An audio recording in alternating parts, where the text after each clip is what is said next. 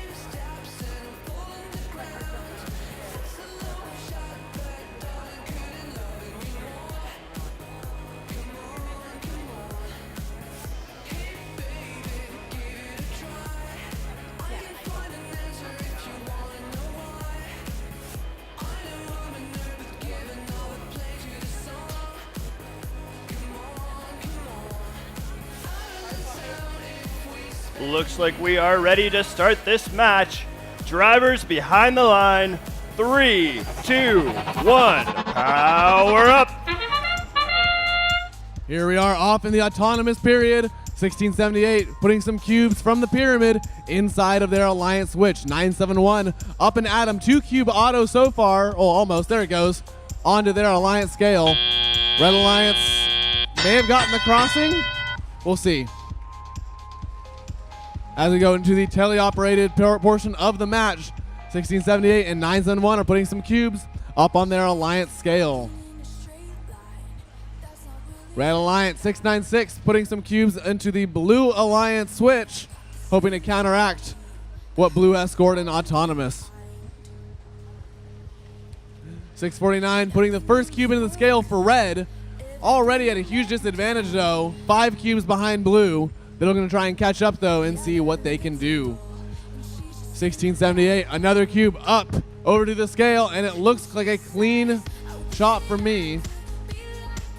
971 on Blue, getting cubes from their pyramid, using that double-jointed arm to maneuver around that switch and score the cube inside.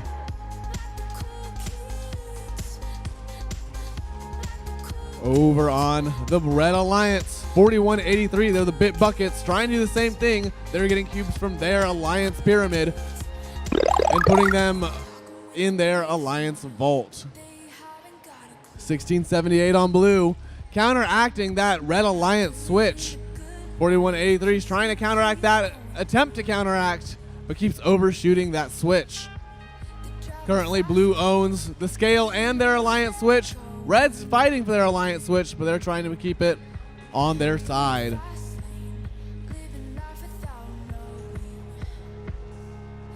Meanwhile, over on the Red Alliance, we have 4183. They've got a cube in possession, putting it into their alliance switch, but knocking 2 out by doing so.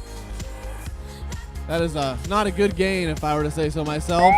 Meanwhile, we're getting ready for climb. 1678 is latched on and climbing with 971. We have 15 seconds remaining in the match to make sure that we get a good climb there. It looks like they need to go up higher, but they're trying to avoid colliding their robots with part of the field. We'll see how they can manage that.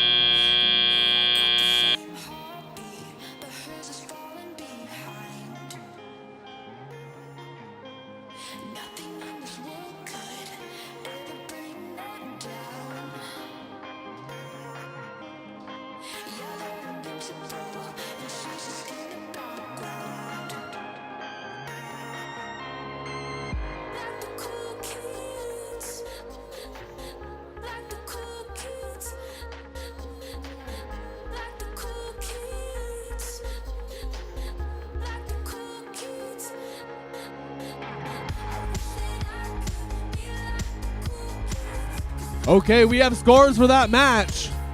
It's going 187 to 378. Blue Alliance takes the win. RSN, take it away. All right, and with that, we've got our number 1 seed locked up, 1678, getting the ranking points they need to secure mathematically the number 1 seed. Mason, what did you see in that match? Blue Alliance making it look easy out there. They just dominated it from beginning to end. They had autonomous mode unlocked. They put a few more cubes in the scale, and then they played the other elements, and Red just could not come back from that. Blue Alliance making the end look a little bit exciting. Wasn't sure if they got high enough. You know 1678 and 971 want those ranking points, but when we got the close-up at the end, they had it. Oh, yeah. Yeah, they really only needed that 1 ranking point. Went out and got all 4 that are possible. Another dominating performance. I mean, it shows why they're the number 1 seed. Let's take a look at the top 10 and see where we're at. As you can see, 1678 with 35 rank points. Now, they've got a 1-match lead on a number of these teams lower down in the top 10. However, dominating performance, well done on their part. What do you see down below? Where can people move? What's the status right now? We've seen a little bit of slipping, like 49-11 Cyber Knights. They're coming down a few blocks because they only got that 2 RP ranking match. So 33-10 has a really good opportunity to jump up a little bit higher. Same with 35-12 Spartatronics. They are both in this position where they can get up to that number 2 or 3 spot, which is very critical. And 971, while they don't show high, have the opportunity once everyone else plays their 9th match to really rise up after just getting 4 ranking points out there. Absolutely. It looks like our groupings are kind of still about the same, which is an interesting thing to see. However, the ordering within those little groups that we separated out is slightly different. Yeah, and kind of the nature of this game and this ranking system is that the later on in the day you go, the more solidified the rankings get and the more firmed up everything becomes. So as we get toward our 9th match and as we get toward the last few matches of the day, we're only going to see maybe a 1 or 2 position shift from a lot of these teams. So if you're not in this top 10 and you're not necessarily in a position to be an Alliance captain, your day is about doing the best that you can, as always, and playing your game so that all the other teams at this event can see what you can do, and maybe you'll get selected by one of these alliances. Yeah, I like to think of it as padding the scout sheets, that you want to go out there, you want to show what extra autonomous modes that you haven't shown off. You want to show how many cubes you can put on the scale or how fast you can load up the vault when needed. Yeah, exactly.